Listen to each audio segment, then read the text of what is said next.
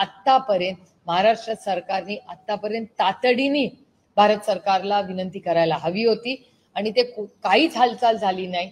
म्हणून काल योगायोगाने वन नेशन वन इलेक्शनच्या कामासाठी दिलेला होतेच. म्हणून मी शिवराज सिंगजींना विनंती केली आणि शिवराज सिंगजींची पूर्णपणे मदत करायची तयारी आहे.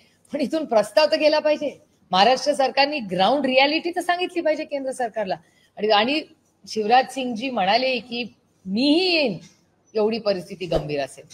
त्याच्यामुळे मला असं वाटतं महाराष्ट्र सरकारने आता काहीतरी हालचाल तातडीने केली पाहिजे आणि मदत पंचनामे होतील. तुम्हाला आठवत असेल की जून मध्ये पहिल्यांदा पंचनामे झाले होते, त्याचे पैसे आजही पोहोचलेले नाहीयेत. आता नव्याने पंचनामे आणि काय पंचनामे करत बसलाय हो तुम्ही. बघा ना, डोळ्यांनी दिसतंय. शेवटच्या जिथपर्यंत आपली नजर जाते तिथे नुकसानच नुकसान आणि पाणीच पाणी आहे. त्यामुळे तातडीने यंत्रणा लावून लगेच त्यात पैसे गेले पाहिजेत आणि त्यांना अन्नधान्य हे तातडीने पुरवण्याची गरज आहे. आणि काय हरकत आहे केंद्र सरकारला मदत मागायला. मला कळत नाही का महाराष्ट्र सरकार काही हालचाल करत नाही.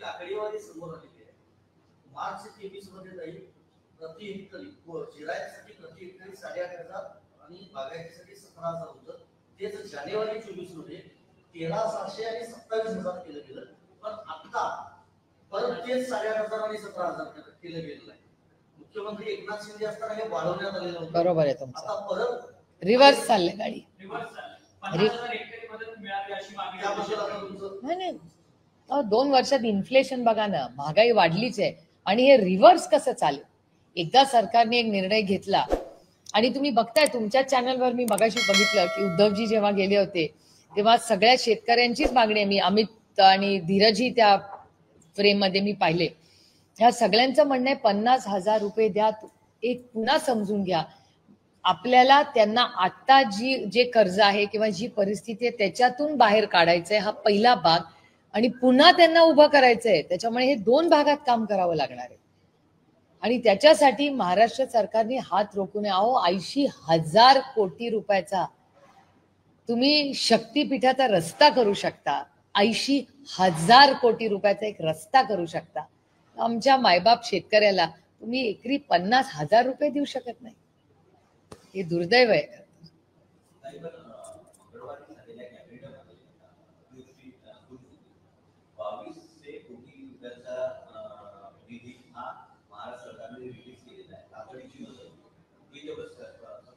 पण 2,000 कोटींनी काय प्रश्न सुटणार आहे.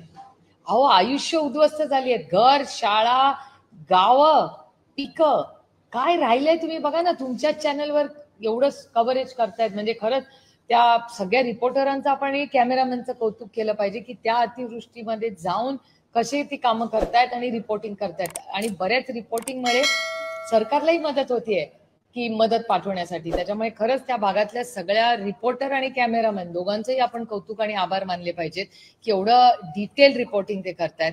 पण 2,000 कोटीत प्रश्न सुटत नाही ना. तुम्ही 80,000 कोटी तुम्ही विचार, 2,000 कुठे आणि 80,000 कुठे. 80,000 कोटी रुपयाचा रस्ता विरोध असताना तुम्ही करता. पण इथे ती मुलं रडतायत. एक तर तुमच्याच चॅनलवर एक स्टोरी झाली, एक मूल वाहून गेलं 4थी मधलं. म्हणजे असं वाटतं की बघवत नाही तो टीव्ही. इतकी आत्ताही मला बोलताना अंगावर काटा येतो. इतक्या वेदना आणि दुःख त्या सगळ्यांचे अश्रू अनावर आहे. तो आयुष्य उद्ध्वस्त झालंय प्रत्येकाचं. थोडंसं संवेदनशील या सरकारने वागावं. मराठवाड्यात ही परिस्थिती असताना आपत्ती व्यवस्थापनाचे 4,700 कोटी केंद्राचे आलेले आहेत, ते वापरले जात नाही. संजय राऊतांनी काल आरोप केला होता फाईलवर वजन ठेवल्याशिवाय ती फाईल पुढे सरकत नाही. भोंगळ कारभार आहे सरकारचा. नाही म्हणजे मला विश्वासच बसत नाही की 4,000 कोटी रुपये जर केंद्र सरकारचे आलेत आणि महाराष्ट्र सरकार 2,000च देत आहे. म्हणजे हे 2,200 म्हणजे 4,000 कुठे 2,200 कुठे. हे 2,200 कुठले पैसे आहेत मग ते 4,500 जे केंद्र सरकारने पाठवलेत ते का नाही लोकांना देत आहेत. आता तर गरज आहे ना. देवेंद्रजी काय म्हणाले होते की योग्य वेळी आम्ही मदत करू. आता ह्याच्यापेक्षा दुसरी कुठली योग्य वेळ आहे. आणि त्यांचीच लाईन आहे ना, यही समय है सही समय. हे दुर्दैव आहे, मला हे बोलावं लागतं. अहो ते माननीय मुख्यमंत्री आहेत, मायबाप आहेत या राज्याचे. त्यांच्या पुढे अधिकाऱ्याचं चालणार का माननीय मुख्यमंत्र्यांचं चालणार?